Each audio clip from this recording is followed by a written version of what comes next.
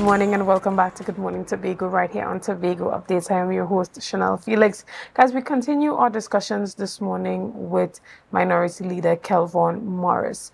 Now, this morning we were talking about that T.H.A unit that got dismissed and the court judgment pertaining to that. But not very long ago, we saw the results of the general election that saw some results that were unexpected on some sides and quite expected on others. I haven't heard from you since then. Were you shocked by those results? Of course, shocked, disappointed, but at the end of the day, I'm a firm believer on, really accepting and respecting the choices of persons when it comes to political decisions. So ultimately, you go through the process and you come to the position of acceptance, and therefore you come to understanding also there are lessons in the messages in the results, and it is to do the introspection, it is to do the recalibration, and it is to get down and ultimately do the work that is necessary to really regain the trust of those who on this occasion did not support in the numbers you needed them to support. So yes, it was a bit disappointed, a bit shocking, but let me at this juncture also extend congratulations publicly to the two TPP candidates, representatives that were successful, and of course to the UNC government that is now forming the national government of Trinidad and Tobago. So I want to publicly extend to them and best wishes, because ultimately their success is the country's success. Right. And even as it pertains to that, your party reconciling after that loss and trying to rebuild, you are now going back out in the community and having those discussions with your members, asking where the breakdown has taken place. And if you have been a part of those discussions, how has that been going?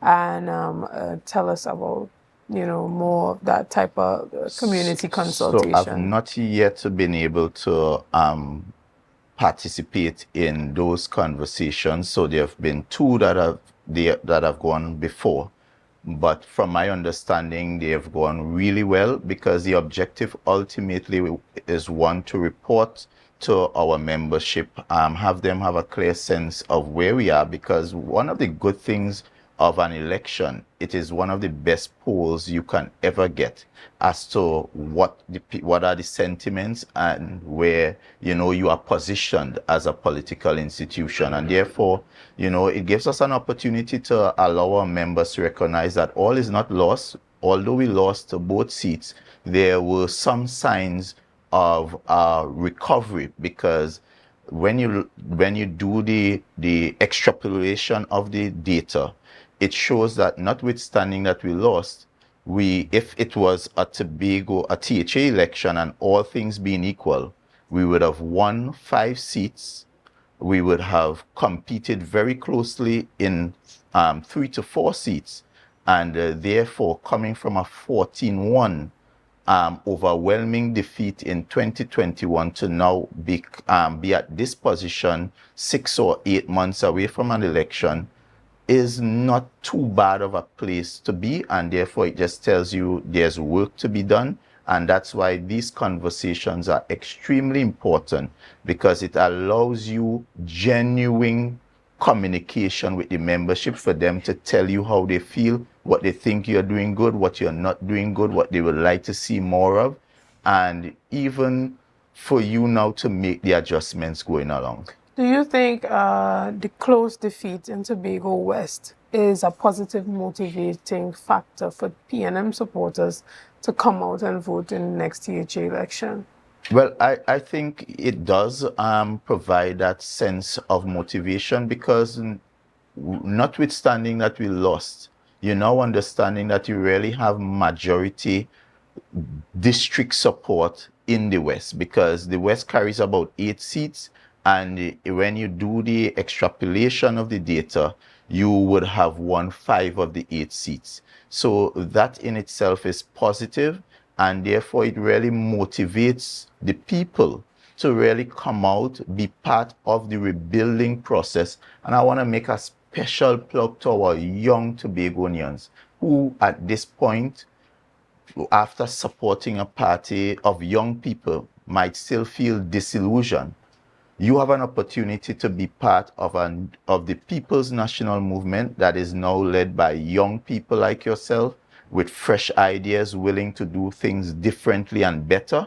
And therefore, we welcome everyone with an idea for progress for Tobago to get on board within the next 8 months or so. Of course, at this point, not everybody could be a candidate, but there's nominations open for those persons. There's room for you to come in and work with the party in all its various forms to ensure that we can present a plan to Tobago, a plan of development that is transformative, that is real, and that is achievable, and one that would really ensure that we include all of Tobago going forward in Tobago's development potential, because we have an island that is pregnant with potential and opportunities, but we have not been able to really tap into those opportunities in the way that we should.